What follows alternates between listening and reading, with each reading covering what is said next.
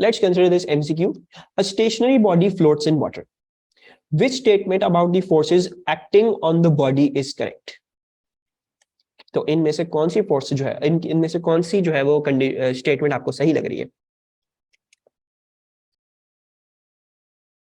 बिल्कुल सही. So we do agree with Abdullah. भाई अगर ये स्टेशनरी है तो इसके ऊपर सिर्फ अभी वेट एक्ट कर रहा है और सिर्फ अपथ्रस्ट एक्ट कर रही है, और अपथ्रस्ट और वेट जो है वो आपको पता है भाई, क्योंकि ये फ्लोट कर रहा है तो वेट और अपथ्रस्ट बराबर होंगे. ठीक है, तो gravitational force is equal to the viscous force, ऐसा हो ही नहीं सकता, विस्कस फोर्स है ही. The gravitational force is greater than the upthrust, नहीं, वेट और अपथ्रस्ट बराबर है.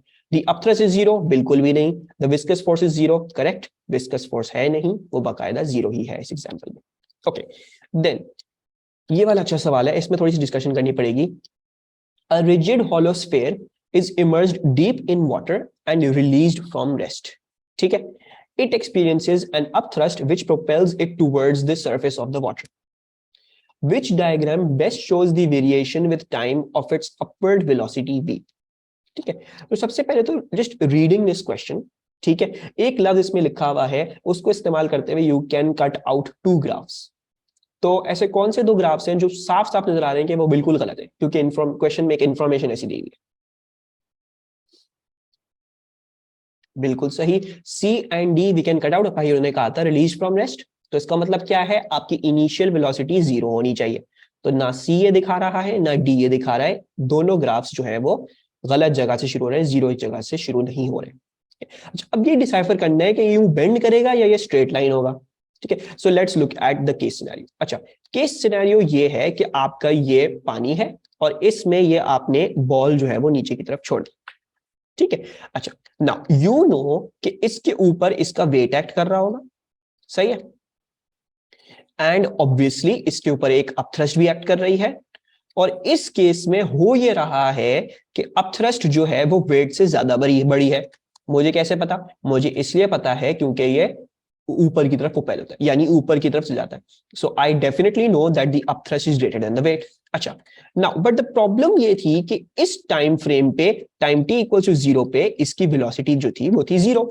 So I don't have a drag force over here. ठीक है, लेकिन होगा ये कि जब ये ऊपर जाएगा, ठीक है, अब दिमाग में रखो, वेट भी कांस्टेंट रहता है, अपथ्रस्ट भी, as long as you in the fluid, वो भी कांस्टेंट रहती है. बट अब डिफरेंस ये है कि इस टाइम फ्रेम में आपकी वेलोसिटी जो है वो ऊपर की तरफ थोड़ी सी इंक्रीज कर गई है. So what does that mean? That means there will be a drag force नीचे की तरफ एक्टिंग. ठीक है, there should be a drag force acting downwards, velocity के ऑपोजिट एक्ट करेगी. ठीक है, रेड से बना रहा हूं.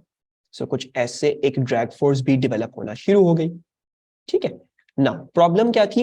शुरू में ऐसा था कि आपकी नेट फोर्स जो थी वो वेट, वो अपथ्रस्ट माइनस वेट थी. फॉर एग्जांपल अगर मैं अपवर्ड पॉइंटर बोल देता हूं, ठीक है, अगर इधर देखोगे तो इधर नेट फोर्स जो है वो upthrust minus weight minus drag force हो गई है. और मसला क्या है? मसला ये है कि भाई जब तक वेलोसिटी ऊपर की तरफ बढ़ती जाएगी तब तक ड्रैग फोर्स भी बढ़ती जाएगी. राइट, तो हो ये रहा है कि इवेंचुअली आपकी नेट फोर्स जो है वो कर रही है डिक्रीज. आपकी नेट फोर्स डिक्रीज कर रही है तो उसका मतलब क्या हुआ? आपकी नेट एक्सेलरेशन भी डिक्रीज कर रही है. शुरू में किसी वैल्यू से स्टार्ट करी है वो, अपथ्रस्ट और वेट कांस्टेंट थे तो पहले नेट फोर्स कांस्टेंट आ रही थी, लेकिन जैसे जैसे वेलोसिटी बढ़ना शुरू हुई ड्रैग फोर्स बढ़ना शुरू हुई. ड्रैग फोर्स के बढ़ने की वजह से नेट फोर्स कम होना शुरू हो गई. नेट फोर्स जब कम होने लगी तो एक्सेलरेशन कम होने लगी. और कहां तक कम होगी? वहां तक कम होगी जब तक ये तीनों बराबर नहीं हो जाती. जब जैसे ही ये तीनों बराबर हो जाएंगी तब एक्सेलरेशन, जब आपकी नेट फोर्स जो है वो जीरो हो जाएगी, तब वेलोसिटी और बढ़ नहीं पाएगी, एक्सेलरेशन जीरो हो जाएगी. Right, same as an object falling in air but in the reverse direction.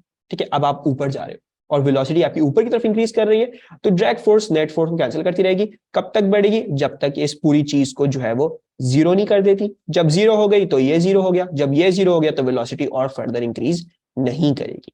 ठीक है, so you will not have a straight line.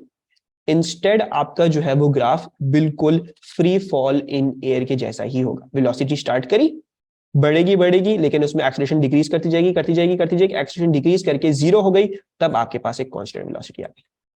सही है? Any problems in understanding this question?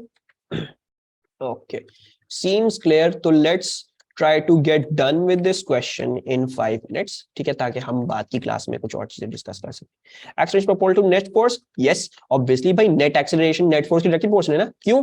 Because force equals to mass into acceleration. For a constant mass force और acceleration directly proportional जाते हैं, सही है। अब ये सवाल बड़ा अच्छा है। A cylinder is suspended from the end of a string.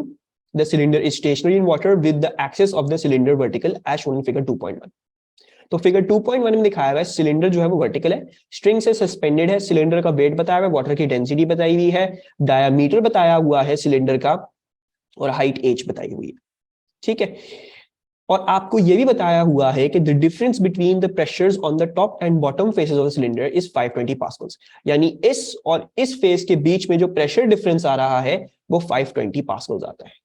सबसे पहला सवाल आपसे ये पूछते हैं, calculate the height h of the cylinder, ठीक है। तो अगर जो है वो मुझे ऊपर और बॉटम के फेसेस का प्रेशर डिफरेंस बताया हुआ है, तो आपको पता है भाई delta P, the delta pressure will be given by rho g delta H, ठीक है। तो यानी ये जो डेल्टा H है, टॉप और बॉटम के फेसेस के बीच में जो हाइट का डिफरेंस आ रहा है, वही कॉज कर रहा है क्या चीज, वही कॉज कर रहा है प्रेशर का डिफरेंस, ठीक है। आपको पता भाई डेल्टा P क्या है, डेल्टा P 520 है, रॉ उन्होंने आपको बता दिया है 1 × 10⁻³ है, जी आपको बता दिया है 9.81 है, और हाइट h आपकी हो जाएगी, हाइट h क्या हो जाएगी, हाइट h हमें निकालनी है, सॉरी, सो हाइट h हमने निकाल ली, और हाइट h मुझे कौन कैलकुलेट करके बताएगा, और सब जरा मुझे ये भी कंफर्म करें कि सबको समझ में आया, कोई प्रॉब्लम तो नहीं है इसमें।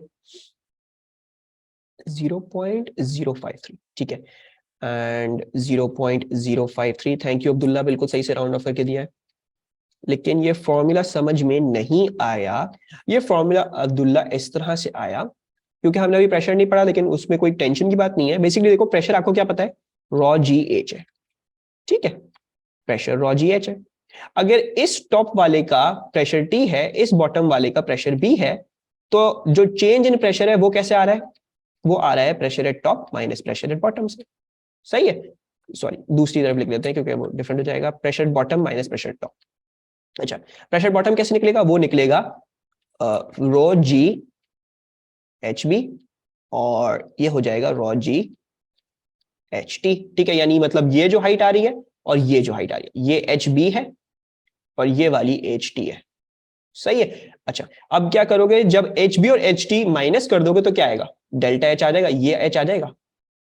तो बस ये डिफरेंट एक मैंने जल्दी से कर दिया कि क्या है। देखो वैसे भी देखो, इसमें बात समझने की क्या है, बात ये समझो कि प्रेशर जो है वो रॉ जी और एच के बराबर है।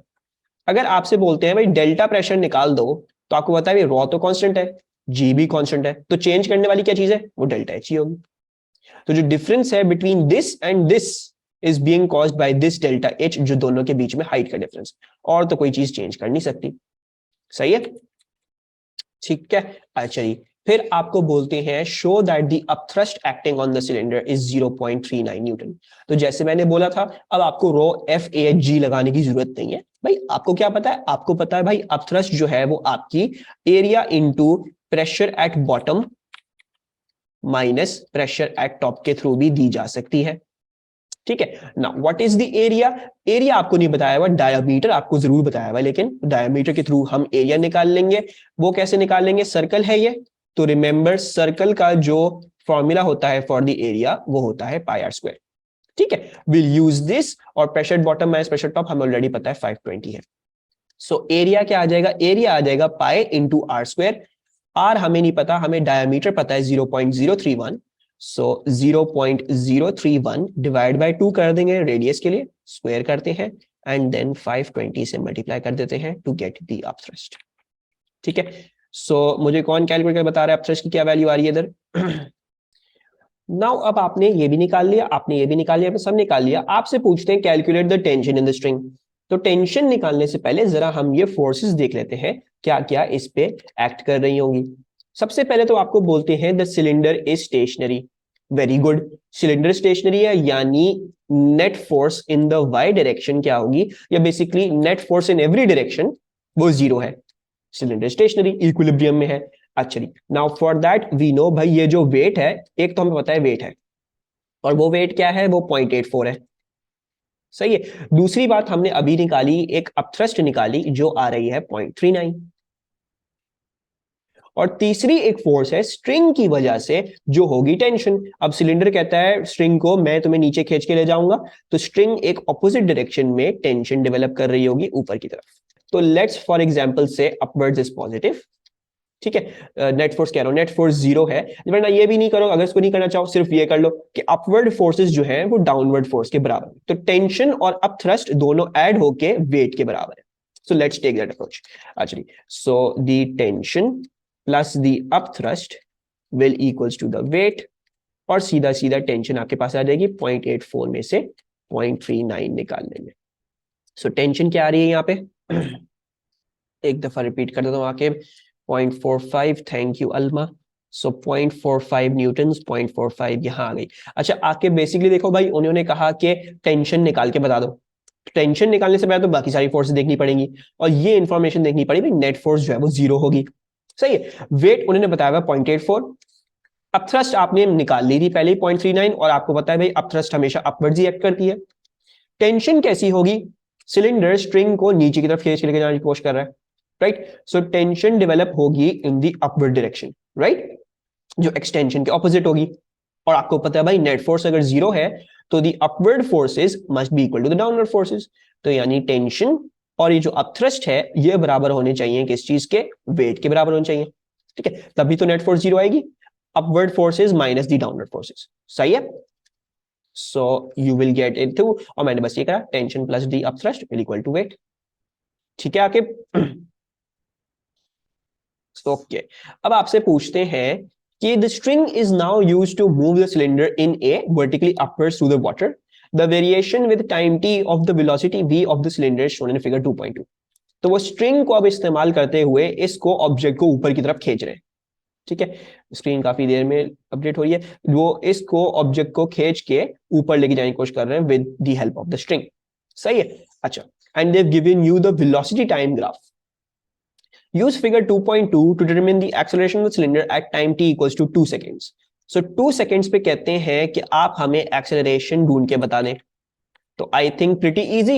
Acceleration कैसे निकलेगी भाई, आपको पता है gradient of the graph क्या होता है, वो होती है acceleration। हम इस लाइन का ग्रेडियंट निकाल लेते हैं, वो ही ग्रेडियंट आएगा एट 2 सेकेंड्स, हमारे पास आंसर आ जाएगा, ठीक है। सो हमारे पास जो पॉइंट आ रहा है, ये वाला जो पॉइंट है, लेट्स सी ये क्या आ रहा है, एक सेकेंड मैं जो हूँ वो इसको थोड़ा सा साफ करके बना लूं। ये कुछ वैल्यू जो है वो उधर आ रही है, लेट्स जस्ट टेक ए वाली वैल्यू, ठीक है, क्योंकि ये हमें वैल्यूज आराम से मिल जाएंगी। एक वैल्यू है आपके पास 0,0, और एक वैल्यू है आपके पास 2.5, 10। अच्छा, ना अब हमें ग्रेडियंट लेना है, सो ग्रेडियंट ले लेते हैं y2 minus y1 upon x2 minus x1। सो y2 क्या है 10 माइनस 0 और अपॉन x2 माइनस x1, ठीक है, तो y2 माइनस y1 x2 और 2.5 माइनस 0। अच्छा, लेकिन इधर जो है वो एक चीज का जरा ध्यान रखना, किस चीज का ध्यान रखना है कि ये सेंटीमीटर पर सेकेंड में, ठीक है, तो इसके लिए क्योंकि देखो मीटर पर सेकंड स्क्वायर में चाहिए हमें एक्सेलरेशन, ठीक है, तो ऐसा यूनिट्स में ग्राफ को देखते हुए ये अज्यूम नहीं करना कभी भी कि उन्होंने हमेशा ऐसा यूनिट्स दिया, हमेशा ये वैल्यू पढ़ लेना। तो ये जो वेलोसिटी है वो सेंटीमीटर पर सेकंड में दी हुई है, तो इसको जरा कन्वर्ट कर लेते हैं भाई, सेंटीमीटर कन्वर्ट करने का क्या तरीका, इसको 10 टू द पावर -2 से मल्टीप्लाई कर।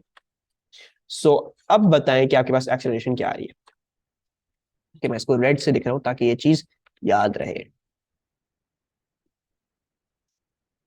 मेरे ख्याल से 0.04 हो जाएगी, अल्मा आपने 4 निकाली थी तो 0.04 हो जाएगी आई गेस, 0.04, 0.04। सही है, कोई कंफ्यूजन कोई प्रॉब्लम्स। चलिए, फिर आपको ये बोलते हैं the top face of the cylinder is at a depth of 0.32 metres below the surface of the water at time t equals to 0, ठीक है, तो ये बोल रहे हैं कि टाइम टी इक्वल्स टू 0 पे ये जो सिलेंडर था,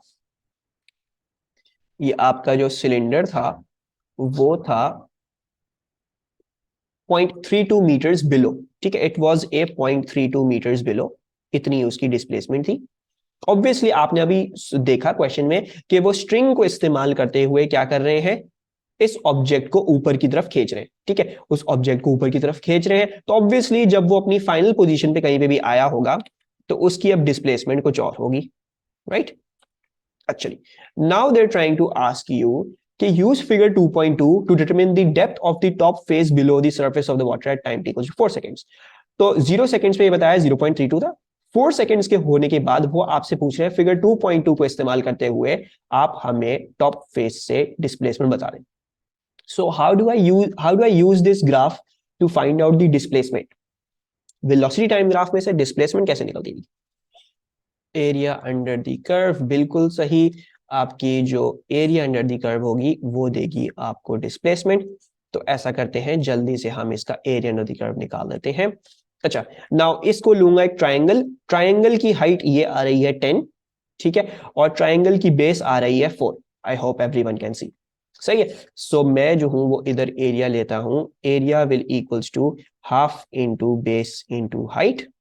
नाउ हाफ, बेस क्या है? बेस 4 सेकंड है। हाइट में एक प्रॉब्लम है, बस हाइट जो है वो सेंटीमीटर पर सेकंड में है, तो 10 को हमें 10 टू द पावर -2 से मल्टीप्लाई करके आंसर लिखना होगा।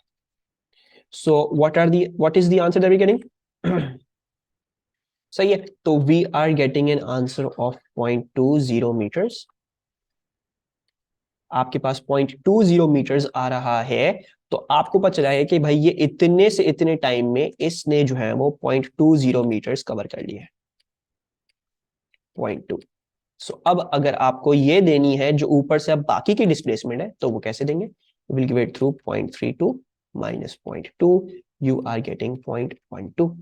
So the depth below the surface of the water at time t equals to 4 seconds is 0.12 meters. ठीक है, सबको क्लियर? कोई प्रॉब्लम तो नहीं, कोई कंफ्यूजन?